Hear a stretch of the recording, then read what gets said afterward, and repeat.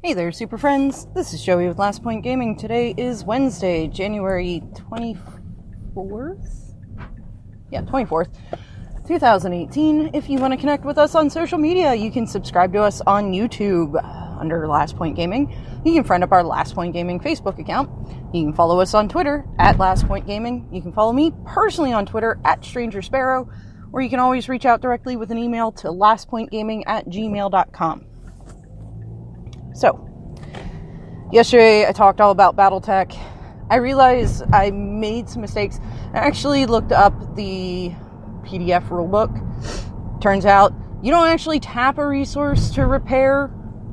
You just get to repair 1 point of damage on one of your mechs at the beginning of every upkeep, I guess is the closest frame of reference if you're a Magic player. And also, it is the A key letter, not the R. A stands for assembly, and it's what allows you to repair your mechs. Now I don't know what R stands for. I don't even know if there was an R. Maybe recon? I don't know. Anyway, talked all about that. On Monday, I went through all the fun stuff I did last weekend, and now we're looking at standard decks. And soon we're going to have to really turn a hard eye towards Legacy because that X-Mage League starts on the 29th. So, next week. Though, on that note, it was in fact Legacy on the Versus Series today. Ross Merriam and the always wonderful Todd Anderson. Todd was playing Sneak and Show, and Ross was playing Lands. Like, that is the name of the deck. I don't really get what that deck does, except somehow turn the Dark Depths over.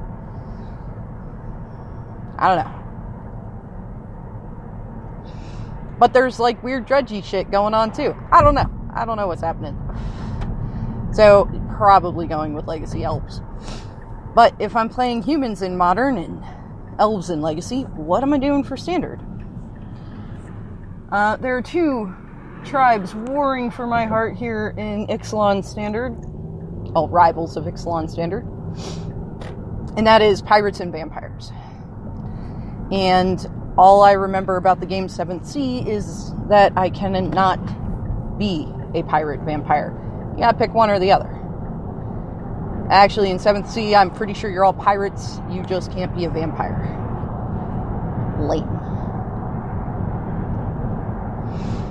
So, I was, like, really leaning towards this vampire list. But, okay, one thing. The dinosaur list is crazy expensive. I don't know how it's crazy expensive, being that it's not really competitive. But it's crazy expensive. So, I don't want to go through the expense of building Boo standard dinos for F&M. So, you know, maybe once she tightens up her gameplay a little bit and everything, then we can invest in a little bit more of an expensive standard deck. But, you know, at her current skill level, like, this sounds really bad, and I'm sorry for it, but it's going to be, like, money wasted. Which means I can't have her vampires. Her Legion's Landings, and Adanto Vanguards, and Maverin Fanes, and whatever else is in that mono-white Vampire Monument deck, which that list may need a little bit of a refresh. There may be some better cards from Ixalan, or Rivals of Ixalan, to go in that list than what's in there from Ixalan back, I guess. Also watched Seth from MTG Goldfish, probably better known as Saffron Olive. Last night he did a live stream with Black-White Vampires, and, like, the aggressive Black-White Vampires build, which is probably what I would play, is very similar to the deck list that I was looking at. A couple of little changes, mostly in the sideboard, if I recall correctly.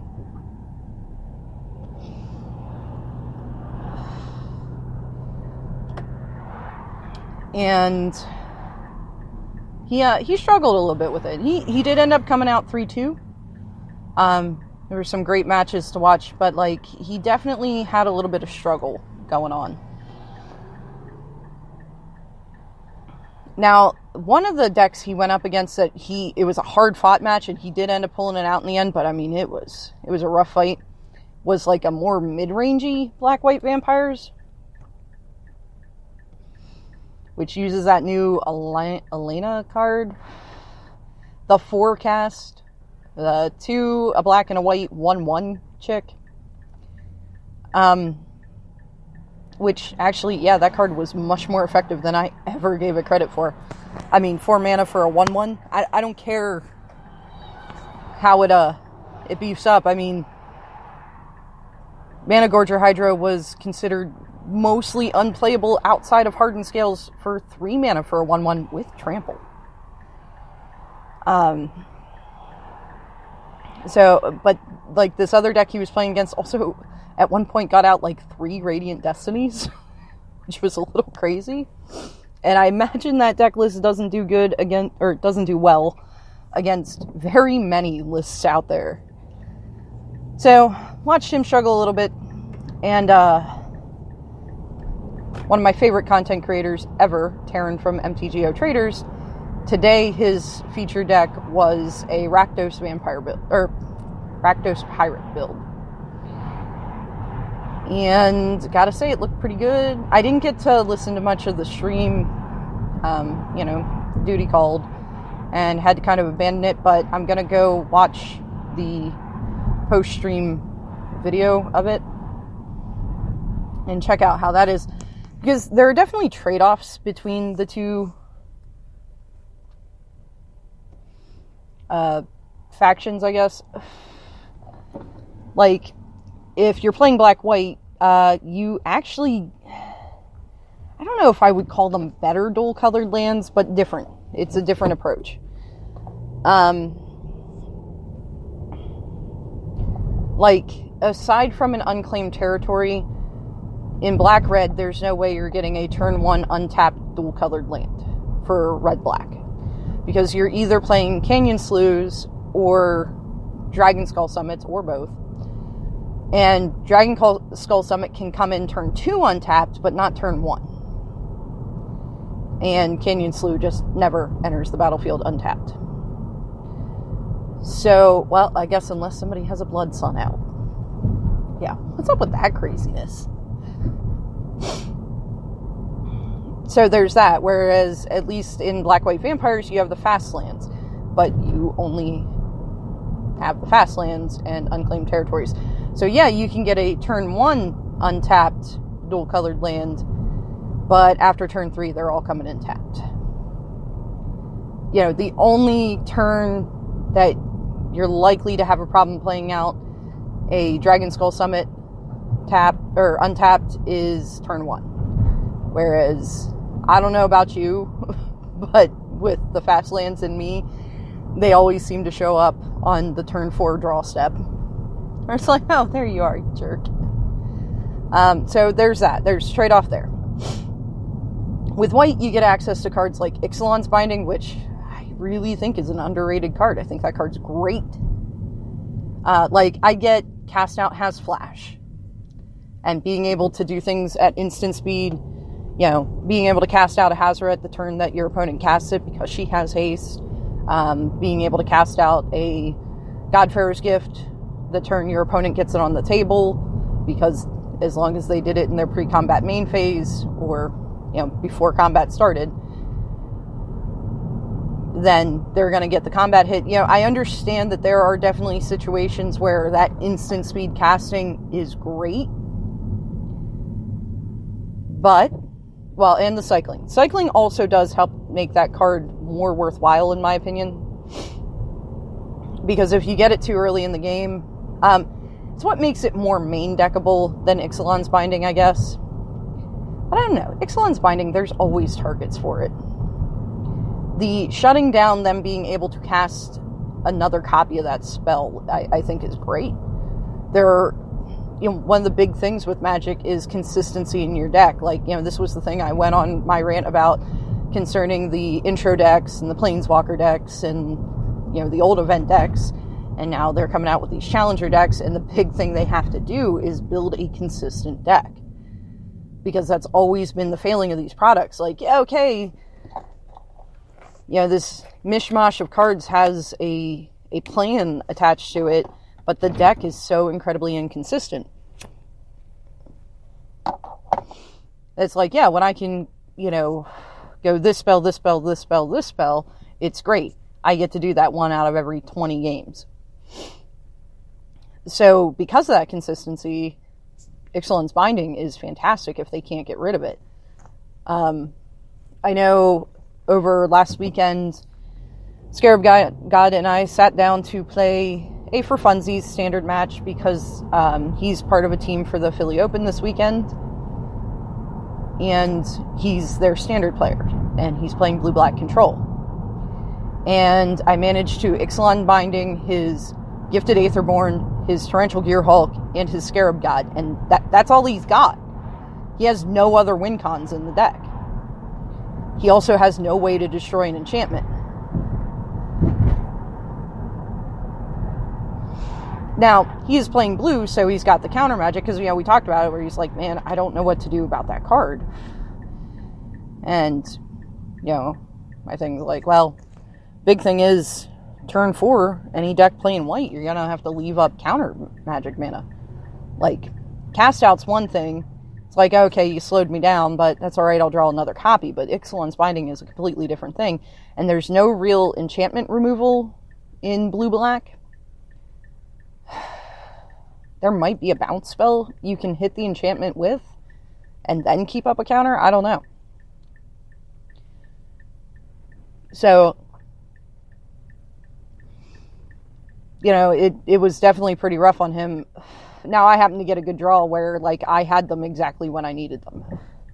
So even when he, hit me with hand disruption, they weren't in my hand yet.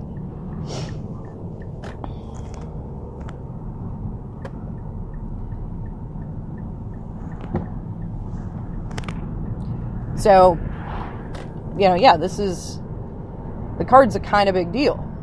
But, for 4 mana in black-red, you can have Vraska's Contempt, which only exiles once, but they also can't get it back. So you don't really have to worry about enchantment removal, but at the same time, in black-white, you could also have access to Vraska's Contempt. So, that's not really a selling point. It's more of Pirates runs Vraska's Contempt because it can't run Ixalan's Binding. But you do have access to burn spells, which is pretty cool. You have access to a Braid, which is fantastic because all of White's enchantment and artifact removal are either really expensive or they're subjective. You have Fragmentize, but you can't hit a Godfarer's Gift with that.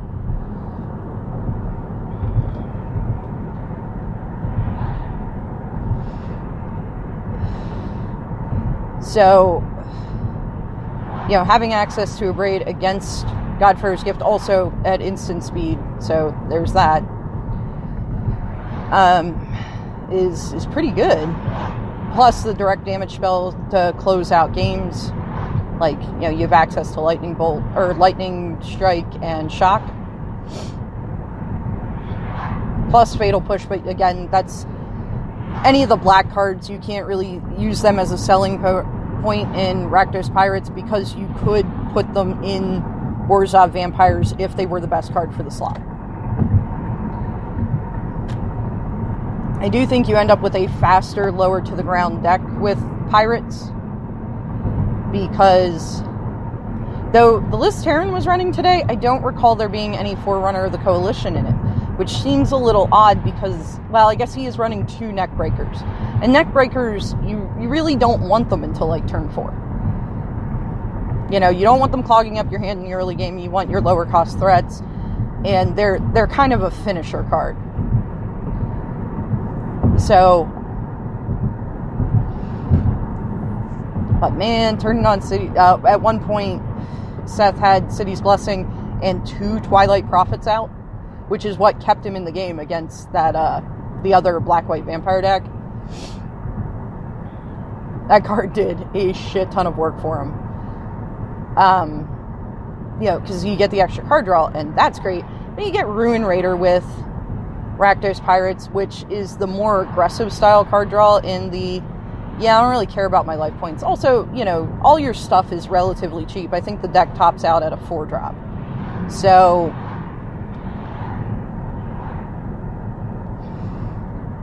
you don't have to be terribly worried about the Ruin Raider triggers unless you're already pretty far in the tank, in which case you're pretty screwed anyway. Rakdos Pirates only has a very, very little bit of flying, mostly in, well, I guess completely in Kitesail Freebooter. So that's another kind of drawback, because whereas Vampires, you get the Sky Marcher Aspirant, which doesn't get flying until you've gotten the City's Blessing, but it's actually pretty easy to do with, you know, the deck that just keeps crapping out tiny creatures and or tokens.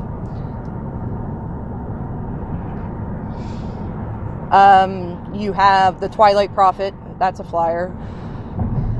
And I don't know if anybody's still running the Duskborn Sky Marchers, because they had flying. So you have access to more flying in the Vampire deck, which, you know, evasion's always good. The other big thing is, Yahenni. So Pirates has the same kind of problem that the Vampire Monument deck has, in that you have to keep pushing to build your board state, because that's what the deck does. It goes wide. But that also puts you in position to get thoroughly screwed by a Fumigate. Because, like, Fumigate not only wipes your board, it gains your opponent a bunch of life if you're running this go wide plan. Whereas at least with Yahenni, you have the option of just, they're gonna die anyway, feed them all to Yahenni, which gives him indestructible, so he's not hit by the Fumigate. And they're not gonna gain all that life. Like, okay, you're still losing your board state, which still sucks, but at least you've balanced that other trade-off.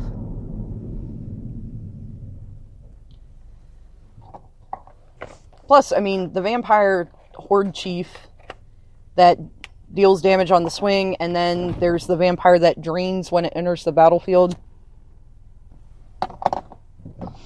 For every Vampire you have, and I'm pretty sure that one's an actual life drain. So it causes a big life swing, because it not only hits your opponent, but it gives you life back. So I don't know, man. There's a lot of great merits on both decks. I think Vampires, you may have to go with a little bit more of a mid-rangey, longer game plan. Like, I was kind of surprised that Seth wasn't running Radiant Destiny. That card seems pretty good in that deck. Like, not only is it an Anthem effect, but once you get City's Blessing, which again really isn't that hard to do in that deck, then they all get Vigilance too. Plus you have the more evasive threats with the flyers that, like, he was in a position at one point where he could have swung in with his Twilight Prophets because they're flying and gotten some nice chunks of damage in, but he couldn't afford to not have them back on blocking duty. But understandably, Battlefield sucks when all you have is a Radiant Destiny on the battlefield and no creatures that it's doing anything for. So I don't know. Like I said, there's a lot of trade-offs between the two decks. I think Vampires is faster and lower to the ground, and also has the selling point that I'm pretty sure I have pretty much all the cards for it. So that's something I'm likely going to do tonight, is go dig through the archives and see what we need for it. Like, I know I'm going to need, I think it's 2 unclaimed territories. I am relatively certain that we only have 2 that aren't in my Humans deck. And I don't want to use the cards between the 2 decks, because the Humans deck, of course, is double-sleeved, because it is a pretty good price tag on that deck. But I don't want to double-sleeve the whole Standard deck. I just don't want to deal with it. Also, I'm not entirely sure if we have 4 extra Kitesail Freebooters. I might have to pick them up, too. Now, luckily, these cards are uncommons in a set that's still in print and, in fact, actively being played in Limited. So, they're negligible cost. But as far as the unclaimed territories, I would need them whichever deck I went with. So, because of them both being tribal and there being a crossover in color, no, actually I don't think that affects anything. But there's that little bit of crossover, so I can't really factor that cost in. But see how low I can get as far as which one's going to cost me less money to build. Because at this point, that is kind of big question for me, because I'm not sure I'm going to settle on either one of these decks. You know, the meta's still shifting and still forming and still shaping. And, like, yes, I'm a filthy, filthy net decker. But at the same time, because the meta is still in such a big flux, I don't want to end up in the position where I sink like $100 on a deck. Then the meta kind of firms up and we find that there's this, you know, the new teamer energy, you know, the new big market share of the standard format, and whatever deck it is I came up with can't beat it. Because there does come certain matchups that the only way you can win it is to have an amazing draw and have your opponent have a subpar draw. That in a vacuum on, you know, an equally good draw on both the decks, you cannot beat it.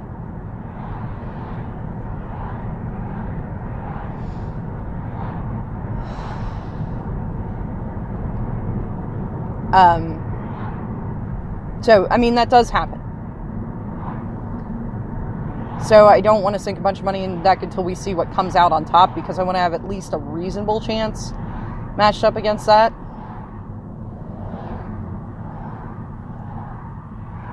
Why is it snowing? It was not supposed to snow today. I checked. Maybe they're flurries. I don't know. So, that's where I'm at. It's going to basically come down to which deck is going to cost me less money. Of course, I could just build mono red. I know there are a bunch of mono red lists running around out there, and I probably have everything for them. I'm definitely not building red-white, because there are some pretty pricey cards I need for that list. Stupid Rekindling Phoenix. I don't think that card's going to keep that price tag. I don't see it staying there. Just because, like, yeah, it's a good card and all, and I believe that one is mythic rare.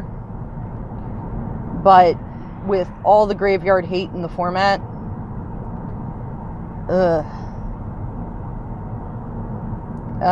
yeah, I just worry about it.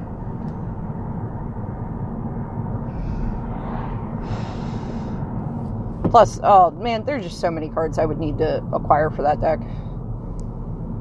So I don't know. I guess we're gonna see what we got in stock. I think I don't have Vraska's Contempts. Like, that is really the only card from the Pirates list that I'm looking at going, I don't know. Also, I'm pretty sure I only have one Dire Fleet Neckbreaker. God, that card name's hard to say. So, that's kind of, well, again, though, it's an uncommon. Pirates hasn't really risen up as, like, the deck to beat to push the price up on it.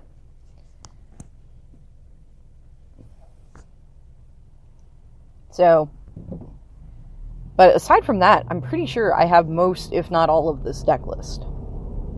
I know I have the Dragon Skull Summits. I don't know if I have Ixalan ones, but I have them from, like, the last M set that they were printed in. The Unclaimed Territories, but again, I need them for either deck, and I really want to play a tribal deck. It's tribal standard, tribal's my jam, so it like would feel so incredibly wrong to not play a tribal deck.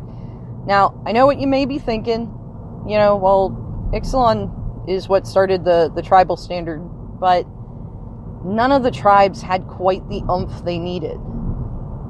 Like, yeah, it was like the Abzan Tokens deck. yeah, you could generate a crap ton of tokens. There were all the tools to do it. There was just no payoff for it. Whereas now there's more payoff involved. Unfortunately, I didn't invest in those cards back then, though, because that would also be a super fun list. Oh, the other benefit of Pirates is I get to play Fiery Cannonades, and I love that card. I think more people need to entertain the possibility of playing it. Maybe not if Pirates really starts climbing, because then, you know, you're at a much bigger disadvantage of having a possible completely dead sideboard card, which, don't get me wrong, in all of your matchups you will have cards in your sideboard that are worthless. That's why they're in the sideboard.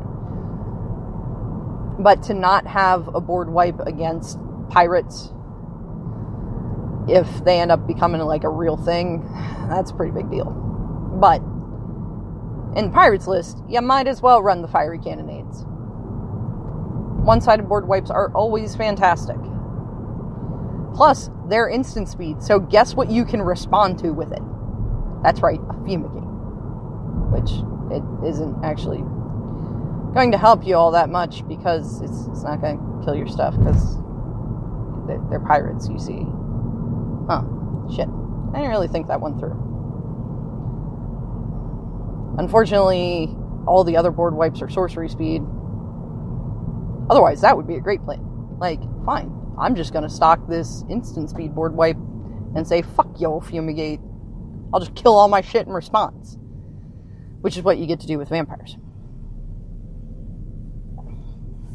Though the other neat thing you do get access to in Abzan tokens would be the Heroic Intervention, I think it is. Heroic something. It's 1 and a green. All permanents you control gain hexproof and indestructible until end of turn. Seems great. And it's instant speed. I think it's Heroic Intervention. I think that's what the card's called. Maybe, is there a cool, like, what tribes have green? Merfolk. Ugh. Dinosaurs, I guess. So there's that.